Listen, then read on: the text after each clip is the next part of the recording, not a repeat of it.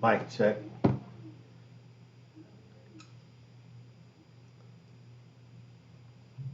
I like to say hello to everybody. Um, my name is Suni, and I am starting another installment of. This is a video I did a while back, and I'm redoing it. It is called. It's called. It is called AANA 12-Step Recovery. Light Workers, the Spiritual Awakening, a perspective from Suni Sami. Right. And so let's jump right into this thing. All right. Light workers. And this is a term that I've been hearing. Actually, I've been hearing it for a while. I've been hearing the term light workers for, I don't know, I'd like to say at least 40 years, but I've only heard it in certain circles, you know. I've heard it used on the streets a couple of times growing up, this term light workers. And so it isn't until like recent in the past, I would say in the past 20 or so years, I start hearing the term more frequently. And yeah, used more frequently.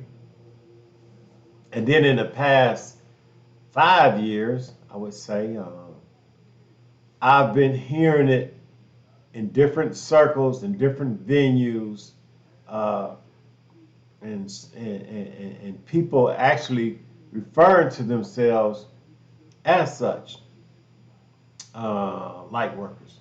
So I would like to, and let me say this.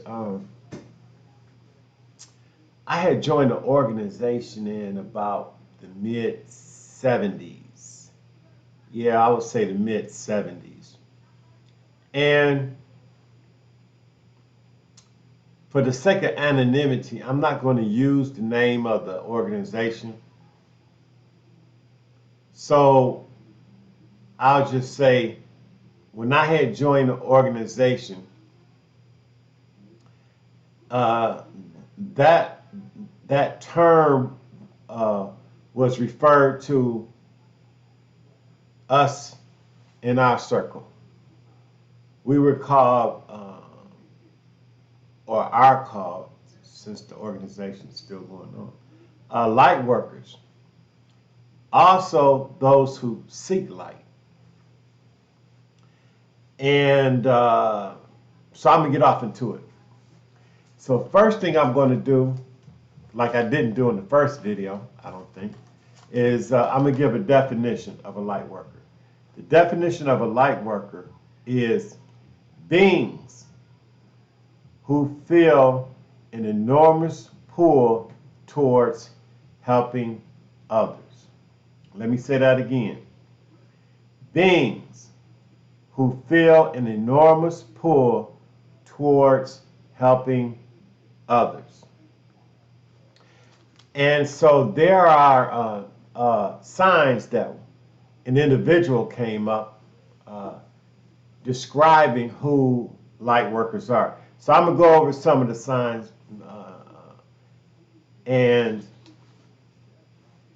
one is you are highly intuitive. So a light worker is highly intuitive. So I must say, that's, I've met a lot of very intuitive people. So let's keep going and see what else we can get. The next one is you have a strong urge to help people. So you have a strong urge to help people. So let me say this. this kind of narrows the field a little bit, cuts it down a little bit. Why? Because everybody don't have a strong urge to help people these days. Um, you know, people normally want to help their own, who they want to help. I'll put it like that. They or they'll have some type of criterion, you know. And it's like, for example, Democrats might want to help Democrats. Republicans might want to help Republicans. Christians might want to help Christians specifically or primarily. Muslims may want to help Muslims. Jews might want to help Jews. Yogis may want to help yogis. And then, the list goes on. Black people might want to only help black people. White people may want to only help white people. Mexicans or Hispanics may want to help Hispanic people. Chinese may only want to help Chinese. So there's a lot of, and the list goes on and on. So it says the light worker says have a strong urge or a desire to help people. They don't care who they help. They just, they helping people. Like, for example, Mother Teresa, for example. It says you can sense other people's energy. Now that kind of opens it up a little bit because I personally believe that people sense other people's energy. So that's not really a telltale sign, not as much as the one before. And so it says, you have struggled with trauma in the past. Well, who haven't? Somebody please tell me who ain't. So that goes back to what, 99% of the population. All right. Then it says, you feel like an old soul. Now let me say this. I got these descriptions, even though I agree with pretty much of them, but from a person. However, I don't know what an old soul feels like. However, I felt like I've been here before. I have. I definitely felt like I've been here before, and I also feel like I've been here several times. Now, light workers are not special, but they're different. Now, I've felt that before. I don't feel special, but I feel different. Now, like one of the previous definitions I gave before, here's one that's, I think, kind of like separates a lot of people. It says they practice they practice anonymity. And what anonymity means, they bear no name. They ain't looking at their color, they ain't looking at their creed, they ain't looking at their religion, they ain't looking at no titles, even though they could, they might have titles. They could be doctors, lawyers, they can be garbage man, garbage woman, they could be police officers, and they could just be nobody. They could just be the average person walking the street. However, they're not caught up on a title. You don't hear them walking around saying, well, I'm a light worker, or have a shirt on it says light work. They're not tied to any type of title or organization. Now, I take that back. They could be affiliated with an organization. They could, be a Catholic. They could be a Muslim. They could be a Jewish person. They could be a yogi type person. transcendental meditation type person. They can be all that, and I said can be. However, I believe that the light worker, because of who they are, feels tied to expansive power, and for right now, I just say a higher power or God, you know. And they don't have to be religious. No, they don't. They don't have to, like I said, be affiliated, you know, to nothing, you know. And I did put not religious but spiritual. And what I mean by spiritual is that they practice universal spiritual principles. And this is why I'm tying this into the AANA 12-step recovery program, because that's where a lot of your spiritual principles are practiced. Not only in these fellowships here, in the NA fellowship or the AA fellowship. However, they are. This is where I'm coming from. This is my perspective. So, and my perspective is based on the 12-step experience. It says not really interested in worldly stuff. Worldly stuff like the stock market, the money exchange, sports. They're not really interested in money-making schemes, put it like that. They're not.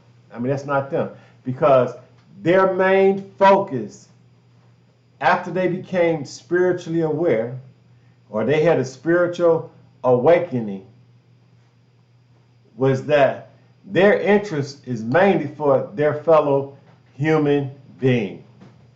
Their fellow human being. They are not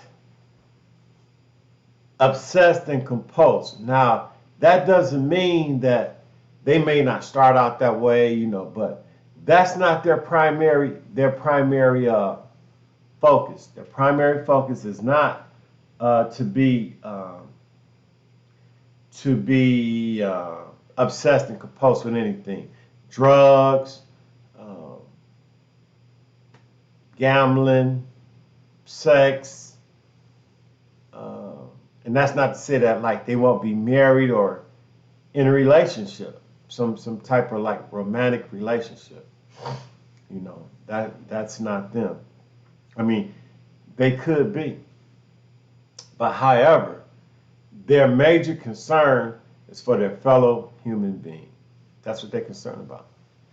Now, they could possess certain skills, you know. Yeah, they could possess certain skills. They could be doctors. They could be lawyers. They could be psychiatrists. They could be a bus driver. They could belong to the clergy, you know.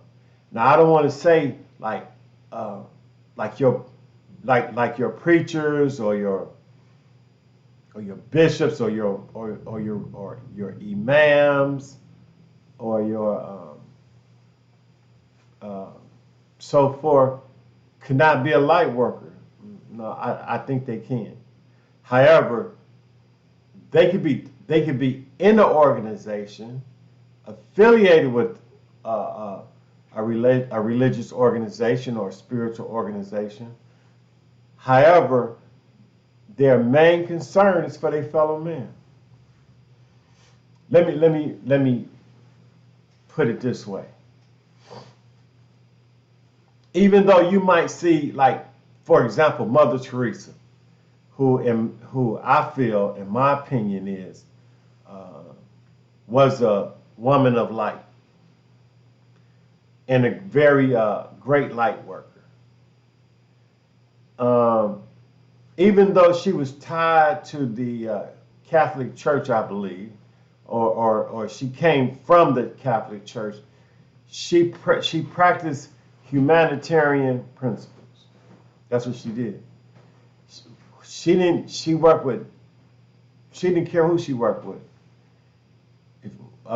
She worked with anybody, and that's the way I believe light workers are. So let's move on to the next phase. Why do we call these people light workers? And I ain't gonna say we. I'll say, why do I call them light workers? How's that sense? I'm bringing the topic in. I call them light workers because somewhere along the line they had a spiritual awakening. Like I stated before. And part of that spiritual awakening was, or I would say the base of that spiritual awakening is that it was not about them. And that also the principles that they practiced, which is love or agape love, humility, service, and service is definitely, and when I say service, I mean service to others. And others meant no race, no creed, no color, no religion. It was, how can I help you? What can I do to assist? So they practiced one of the highest forms of humility, and that's service to others.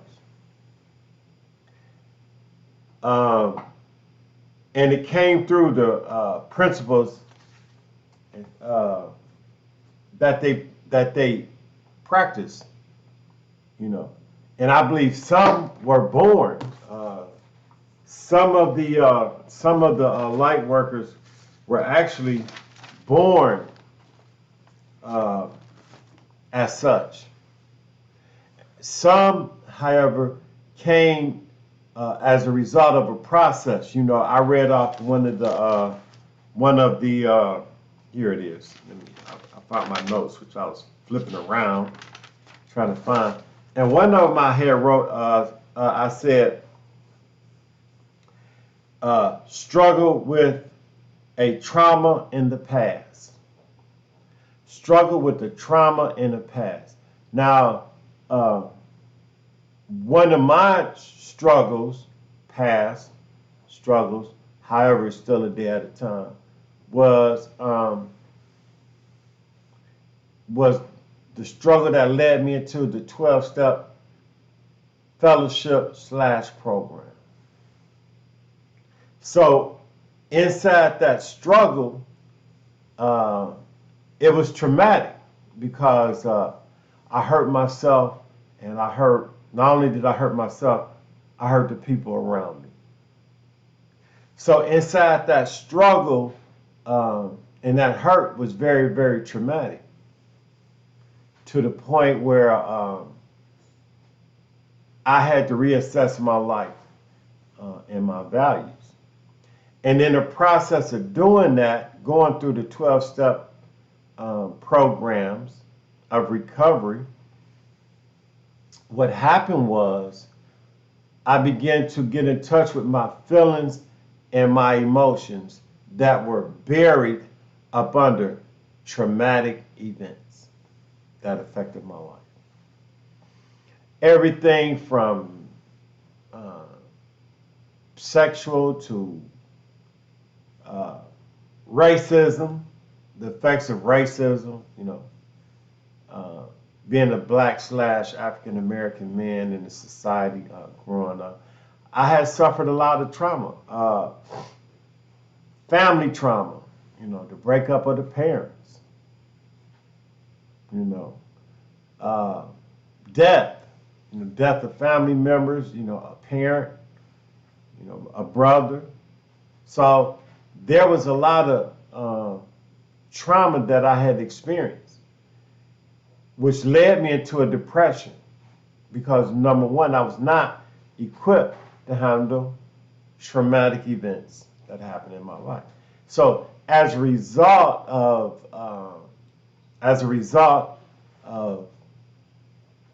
coming into a 12-step fellowship / program and learning how to treat my depression and a few other things that came along with that, like my resentments of the past and my anger that I held at that present time, and also the fear of letting that go and moving on. And after learning a spiritual procedure for handling all that, I eventually learned some spiritual principles that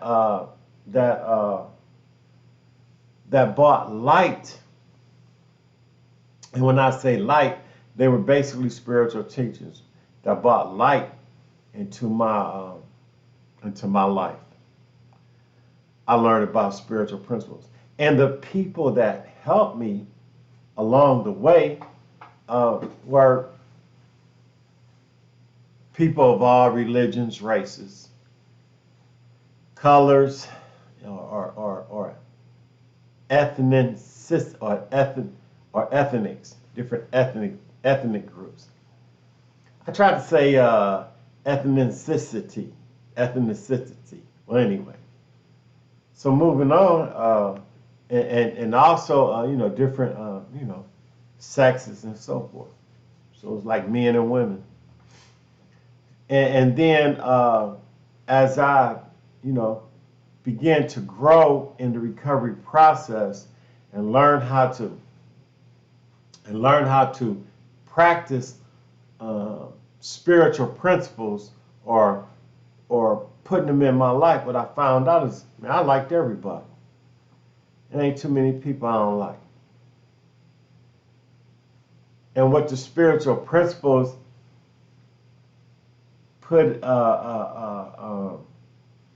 helped me to develop was character. Yeah. By shedding negative character defects or defects of character and replacing them with spiritual principles. And those spiritual principles qualify as light. Light. And one of the main ones that I learned, and I talked the other day about, I had named a few, and let's see if I got them right here. And yeah, I had named a few when I did one called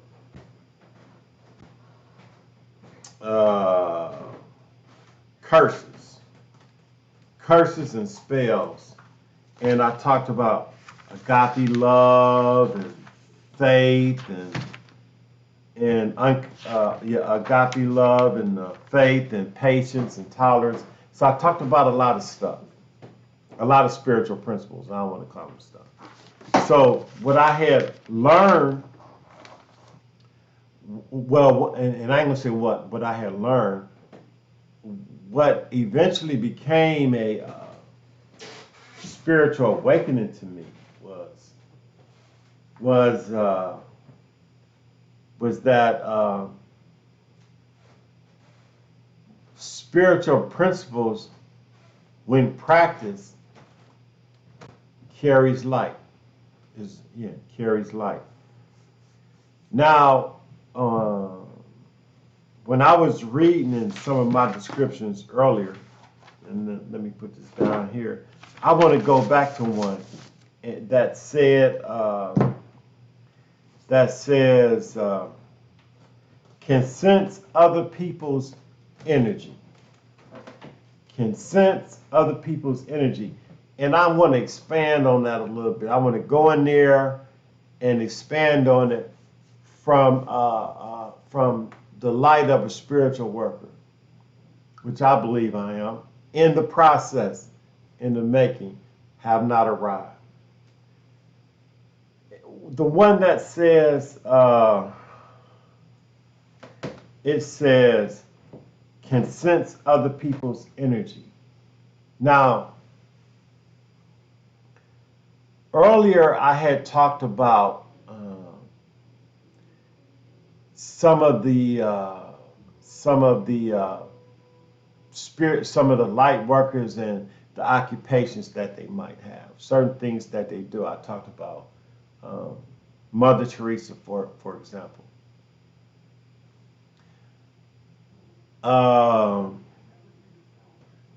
Then I talked about pastors, imams. I talked about yogis. I brought these people up. And then on the Jewish side, and what do we call a Jewish religious leader? We call them, well, I forgot the term. You know, my age hit me. But these people can sense other people's energy. And so can light workers. Now, let me say this. Light workers can also, because they can sense the energy in others, can also, and I ain't seeing all, can energy or heal people or heal energy, or use their energy, and it's not their energy, but to use energy that flows around us to heal people. And this has been going on for years. You know, we read it in certain scriptures. You know, where the disciples of Jesus have healed people. Jesus himself have healed people. Abraham has healed people. Prophet Muhammad has healed people. Then we go the different yogis and sages that have healed people in India, and then in China we have the same thing. So we have even in Africa, you know, the different pharaohs that we read about, you know, have healed people. And what has happened was they have used energy to heal people. Yeah, they use energy because energy is a life force. It's a force. It's a force, and if properly handled the right way, people can be healed. Now remember this: when you was growing up, and you probably hurt your finger or something, or got a little scrape or something, you ran to your mother and you said, "Mom, look, you know, I hurt my hand," and she might have kissed it or rubbed it, and to you it felt better. Yeah, you know, it felt better.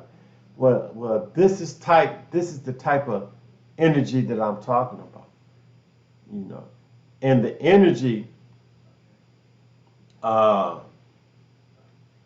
This is the type of energy that light workers have access to. Yeah. So for example, there are different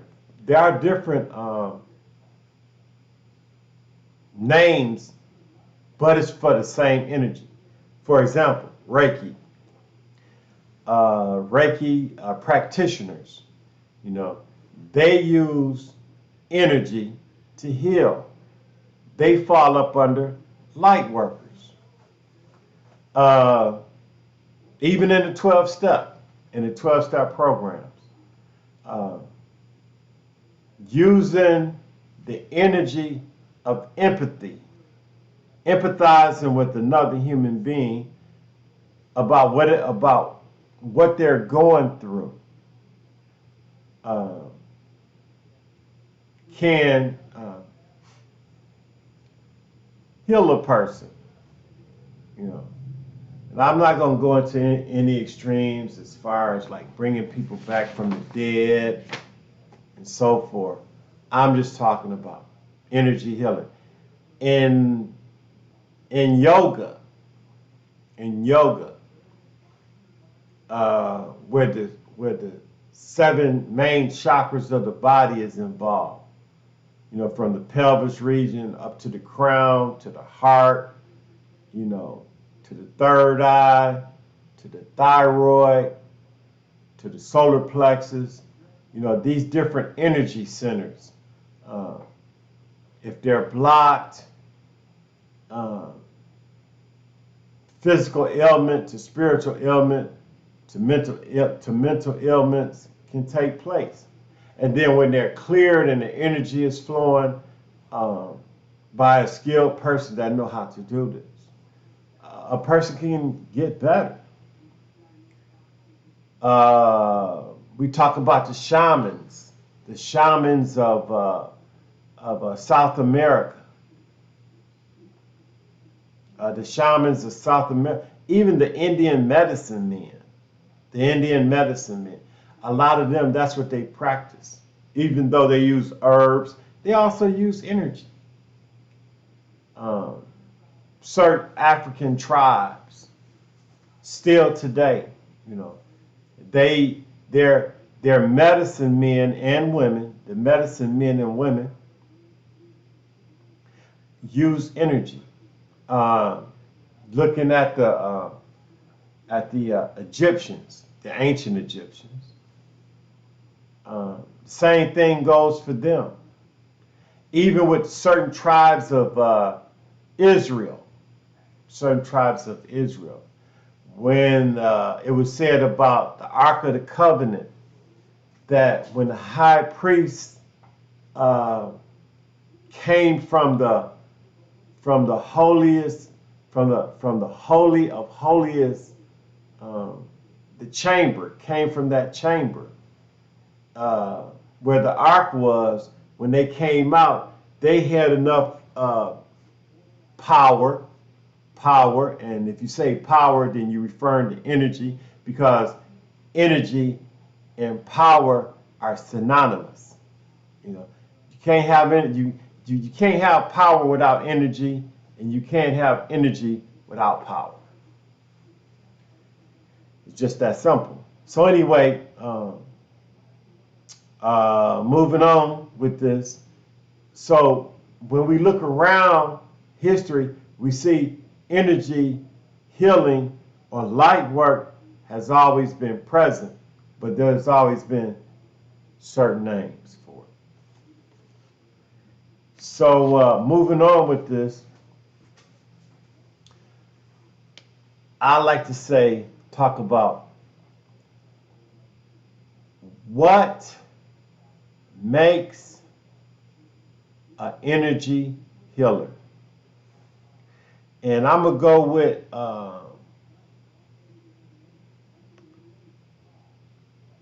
the character of some people, of some of the people that I've already described. For example, if a person is a politician, for example, let's say they are governor or mayor or a president or a senator, and they are attached to a party, Democrat, independent, Republican. Most likely, they could be a light worker, but however, if they only attach to their constituents, then the one criteria that they would they wouldn't be consistent with, the one that says light workers are beings who feel an enormous pull towards helping others. So if you have an attachment to something other than your main objective is helping others, that probably could hurt you. I can't see a Democrat or Republican, or I can't see a person that's really involved in religion to the point where they, okay, let me say this. What comes along with religion is, in most cases, I said in most cases, and with most people and not all, is self-righteousness. Because people believe their religion is right, or they believe their politics is right, or they believe they association is right. So light workers, or let's say you have attachment. You could be a capitalist. Let's say you're a capitalist, and your thing is making money. You believe in the system. You believe in the system of government. That's not to say you can't do good things, but as far as being a light worker, I don't see it. And the reason why I don't see it is because you are still tied to an organization with the agenda that serves its own people. Light workers serve humanity. That's who they serve. They don't care. They don't care. So it's called selfless service. They are part of selfless service. So having attachment to the world, like Jesus said, be in the world, but not of it. Excuse me. That's what Jesus said. Jesus said, be in the world, but not of it. So, Prophet Muhammad said, he said, the world is a believer's prison. So, if you're a believer and you all up in the world, you're in prison by the world. However, a light worker is free from all that. They're free from all of it, or in the process, or they learning how to be free from it. Yeah. So moving on with this thing, say feeling like an old soul. Now, when I first read this, feeling like an old soul piece, how I interpreted that was someone who feels like they have been here before in a past life experience. How about that? Someone who feels like they have been here before in a past life experience. That's what I interpreted as an old soul. Not as somebody, that feel like they're 100 years old. Or feel like they like 15 and they feel like 100. Or they 50 and they feel like 100. No, feeling like an old soul to me would be somebody who feels like they have been here before in a past life experience. I'll go with that. Yeah, I'll go with that. And in their past life, they had experienced. Well, let me give an example. I had got a reading one time from a Reiki master, which is, a person I see from time to time. And she did a reading on me and told me that I had a past life, and she kind of explained it to me, like what it was and what happened. And to me, it felt accurate. I felt like that, she told me that I was from, that I grew up in Africa in the past life, and you know, I was a warrior, um, and I had, you know, certain things happen to me. Well, I feel like that, you know. You know, today I feel like I'm a warrior. I really do. Yeah, I feel like that. So that being said, that was one of my uh, that was one of my um, thing descriptions. It says, have a strong urge to help people. Now, because you have an urge, don't necessarily mean you do it, right? You know, you can have an urge to, you know, to go want to eat a plate of food, but you don't do it. You can have an urge to want to drink or gamble or have promiscuous sex or whatever, but you don't do it. However, having that urge, the way this person is putting it out, signifies that the individual has a desire, a strong desire for humanity. Yeah, for humanity. And so, me personally, I mean, I do. You know, a lot of times, you know, especially like what's going on today. You know, we got what's going on today. What we got, you know, people being hurt in the street. You know, they're being hurt in the homes. They've been a lot of scandals are going on concerning sex and money and, you know, law enforcement and military. You know, so there's a lot of stuff going on that's going on. But however, a light worker who stands on who's one spiritual quality I'll say is empathy, or being empathetic towards others, uh, is this empathy that they possess, uh, separates them from the person that might represent all that I just stated.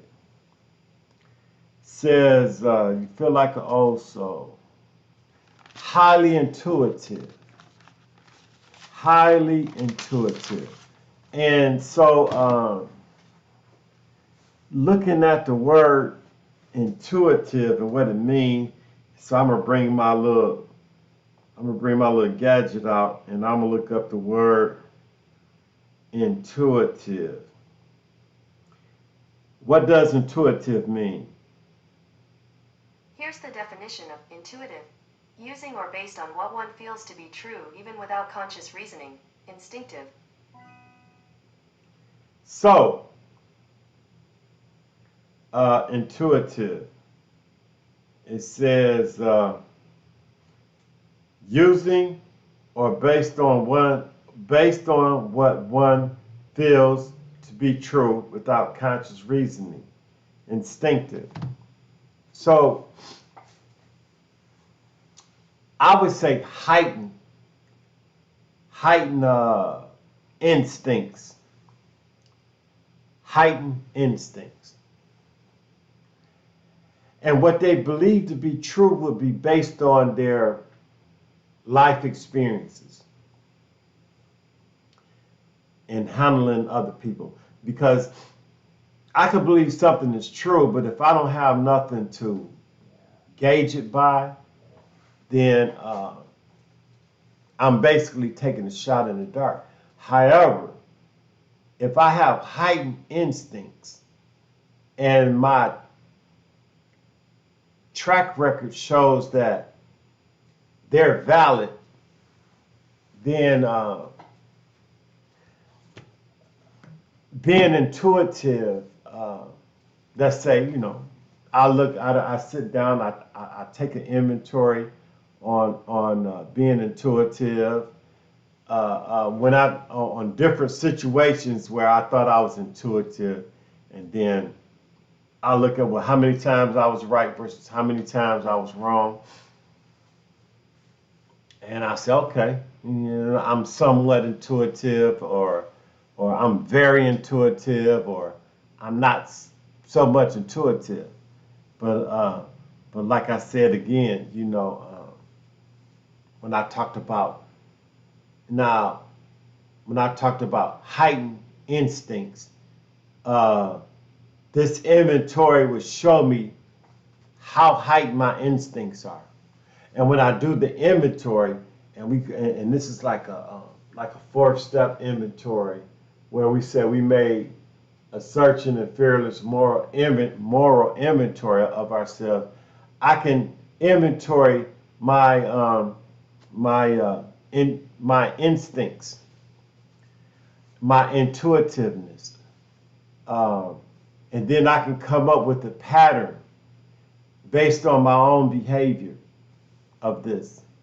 So this is a tool that the 12-step process offers. Now, inside my, now, so let's just say when I take my inventory, it shows that I have a heightened sense of intuitiveness. That will also give me an idea of where I am as a light worker. Should that make any sense? Should that make any sense? So if you want to know if you're a light worker or not, inside the 12-step process, you can actually inventory. Uh, you could use the fourth step to do an inventory. Use the fifth step, we admit it to God, to ourselves, and another human being, the exact nature of our wrongs. But however, you could take the exact nature inside this process and look at where certain gifts that you got, where they came from.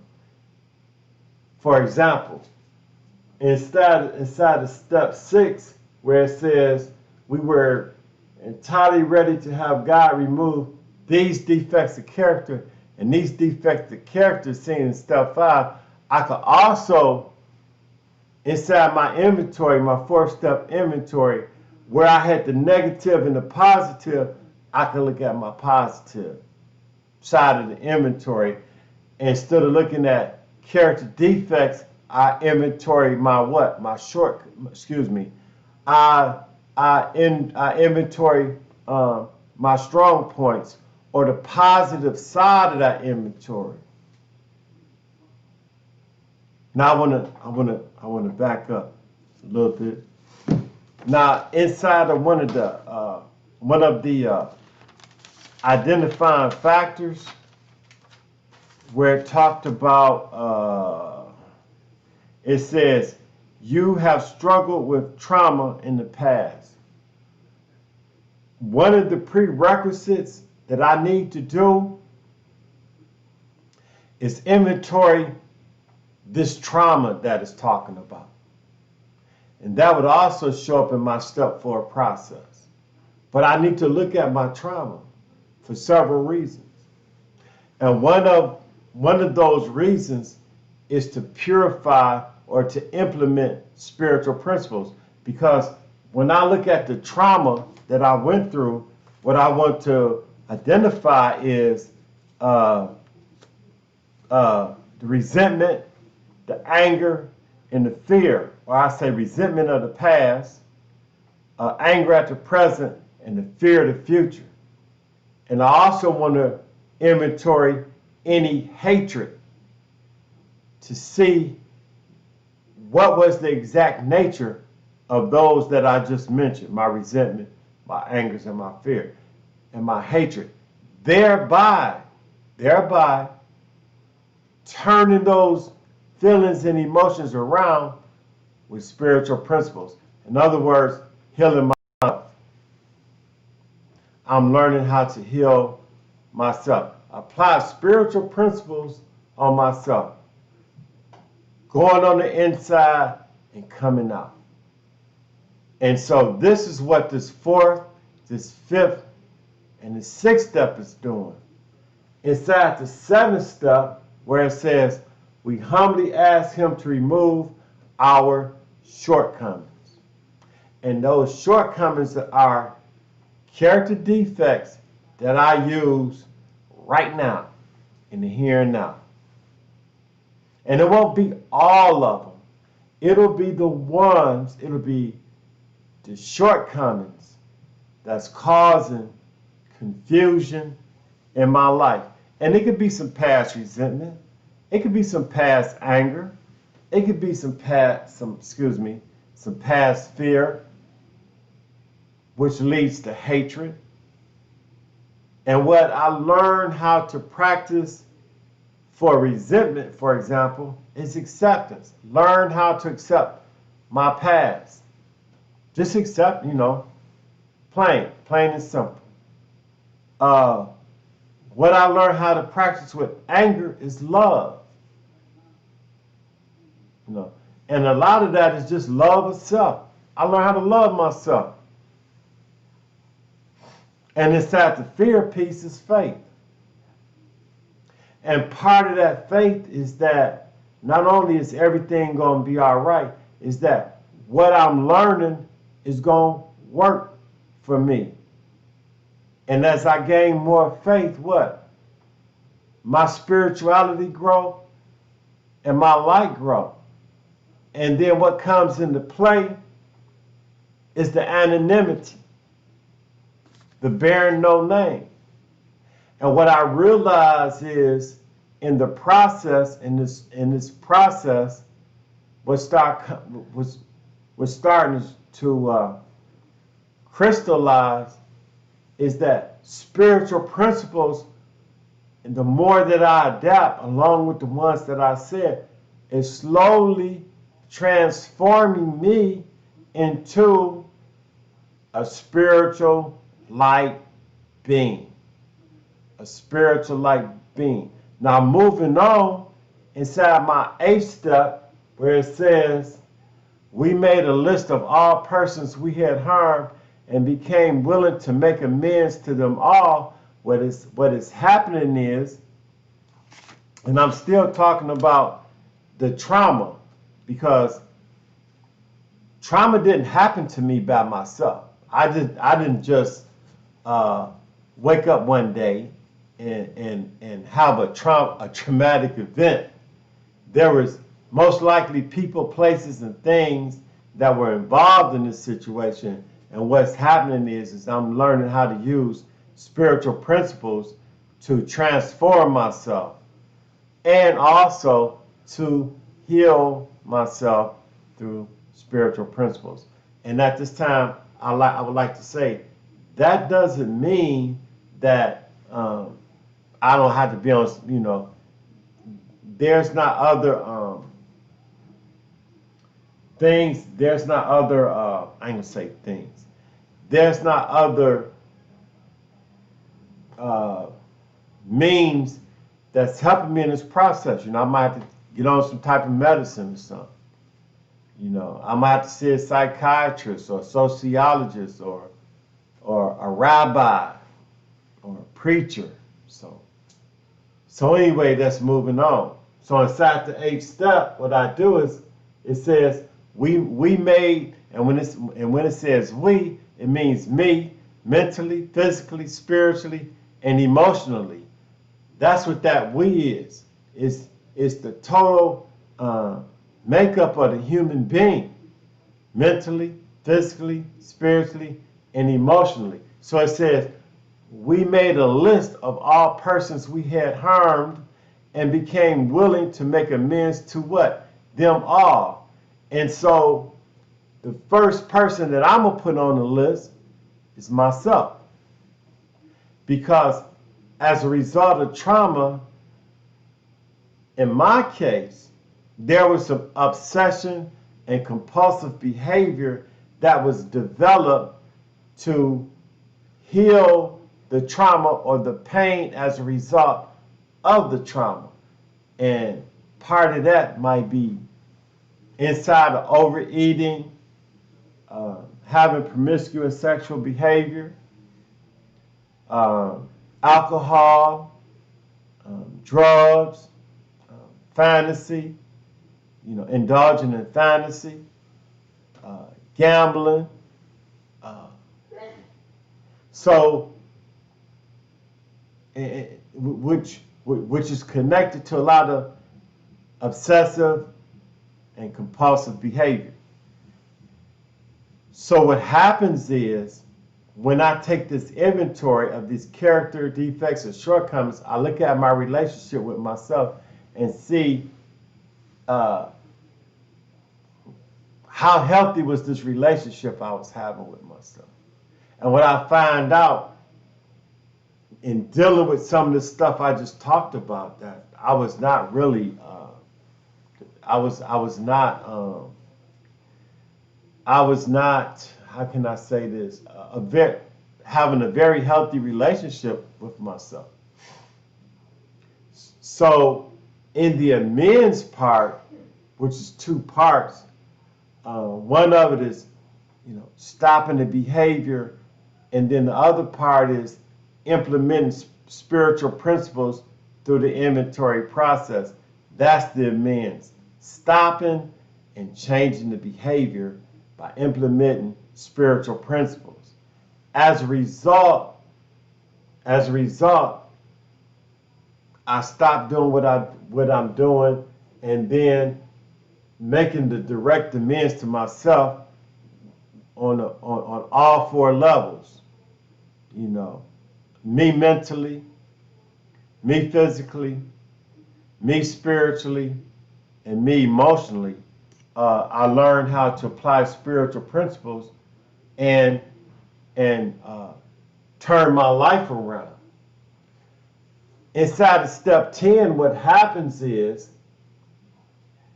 it says we continue to take personal inventory, and when we were wrong, properly admitted it. Again, inside the 10th step, I'm looking and I'm inventorying my spiritual progress on a daily basis. And it doesn't have to be on a daily basis. It could be inside that day, moment to moment, hour to hour. It could be mental, but it's best that I write it down. And so what happens as I monitor my spiritual process, my spiritual growth, and my transformation from a carnal man to a spiritual man, in my case, I'm a man, last time I checked anyway. And so as I monitor that, what happens is, I see how, number one, how spiritual principles have affected my life. And what comes into play from the spiritual, after starting the shedding of the old principles that resulted from the resentment, the anger, and the fear, and the hatred of self, then I can move on and apply these principles to others. So that list that I was talking about is going to have some other names, because usually as a result of trauma, people will not only hurt themselves, they'll hurt others. And that's a fact. That's a fact. As a result of practicing spiritual principles, of practicing the anonymity, as a result of practicing acceptance, love, and faith, what happened in my case is a light began to shine inside of me. And I remember an old song, spiritual, that I used to be singing called This Little Light of Mine, right? And as far as I know, it's kind of like hundreds of years old. And it went something like this. This little light of mine, I'm going to let it shine. And so I would take that verse and apply it to being a spiritual worker. Because a light worker. Because what is the spiritual saying? It's saying, this little light of mine. Now, is it talking about a light that I'm carrying around? Is it talking about, where's my, yeah. It's talking about, let me bust this up. Is it talking about a flashlight? Yeah, it's my flashlight right there. It ain't working. Is it talking about a flashlight? No. It's talking about a spiritual light. It's talking about a spiritual light. That's what I'm going to let shine. And how am I going to let it shine? Well, inside the 11th step, it says we sought through prayer and meditation to improve our conscious contact with God as we understood Him, praying only for His will for us and the power to carry that out, not my will. Now, however, that doesn't mean that at some point inside the spiritual growth process, my will starts aligning up with God's will. And God's will for the light worker, God's will for the light worker is found in the definition of what a light worker is. It says, beings who feel an enormous pull towards helping others. Which this definition is a direct reflection of step what? Step 12.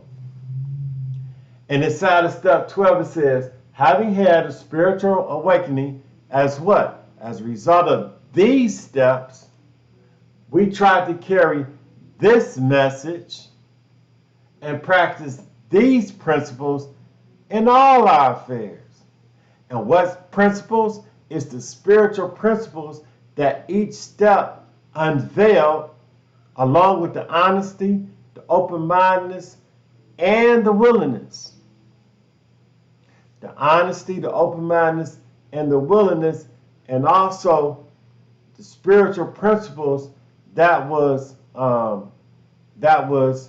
seen in each step. That was seen in each step. Or that was revealed in each step. I ain't gonna say seen, that was revealed in each step. So referring to the 12-step process and light workers. The 12-step process, and this is the reason why I inside my title, I said I had AANA 12-step recovery, light workers, the spiritual awakening. So what was the spiritual awakening inside the 12-step process, inside this modality? And I'm going to say, the 12-step process is a healing modality that produces light workers. Why? Because number one, through the spiritual principles itself of the program, and that the program has a word, one word that's embedded in it that fits this description of helping helping others. And that's anonymity. Because inside the 12th tradition, what does the 12th tradition say? It says anonymity is the spiritual foundation of all our traditions, ever reminding us to place what? Principles before personalities. And a lot of times, people believe that the 12 traditions are only applied to group. Now, the 12 traditions could apply to an individual. For example, the one that says mind your own business. We actually have a tradition that tells you in a nice way to mind your own business. And it says what? Which one is it? It says it's in a group, non-professional, be organized. Here it is, talking about the public relations policy.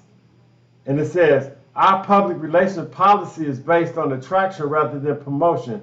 We need to always maintain personal anonymity at the level of radio, press, and films. In other words, I ain't gonna be running around here talking about me and all this other stuff. I'm gonna remain anonymous. What about the one that says this? Step 7. Every NA group ought to be fully self-supported, declining outside contributions. And you hear a lot of people in the meetings that'll say, I'm declining outside contributions, or they say, I'm self-supporting. But then you hear other people say, I'm taking outside contributions, you know. And the only statement that I have to that is, and you gonna have a hard time being a light worker because you've studied for sale. You know. So anyway, wrapping this thing up because I really don't like to go over an hour and look like I've been over an hour already. So back to this. Inside this modality, this healing modality that we have, called the 12-step recovery process. When the steps are applied, and the promise is that we can work these steps in any, it says any area, any. So wherever I choose to apply them, you know, whatever I'm conscious of. So let's say if I'm conscious of Reiki, I can apply it there. If I'm conscious of yoga, I can apply it there. If I'm conscious of the church, the mosque, the synagogue, the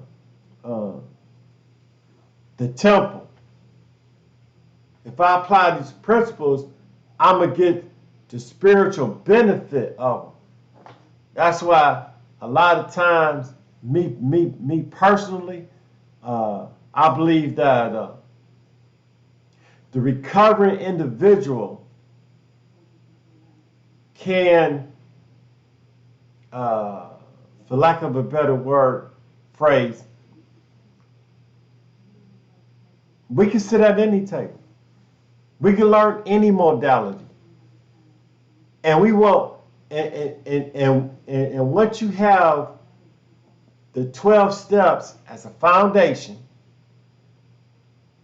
I mean, you could be a imam, you could be a preacher, you could be a deacon, you could be a rabbi, you could be a guru. It ain't nothing you can't be without 12-step principles. Because spiritual principles are what? Never in conflict. So if you're dealing with spiritual principles, if you go to a place and they got spiritual principles, you're already connected. You might have to learn the language, the lingo, but you're already connected. So I like to say, Thank everybody for tuning in. That the 12-step modality is a healing modality, and it's also not only it's a healing modality through spiritual principles that's connected to a whole broader that's connected to a whole broader situation. I'm also a lot of times, words, how them brain farts, Sure, wherever you at, that's where you're supposed to be. Like they say, you right where you're supposed to be. Right where you are supposed to be. So anyway, I had to come back and make a second video on this topic, because the one that I made a month ago, I felt I had to come back and reinforce that. Yeah. So, if you're paying attention, if you're tuning in, if you're getting something, hit the button out there. And if you're just now listening for your first time, keep coming back. All right, I'd like to say thank you, and I'm going to end it at this time. This is called AANA 12-Step Recovery Lightworkers, The Spiritual Awakening, a perspective from Suni Sami. Thank you.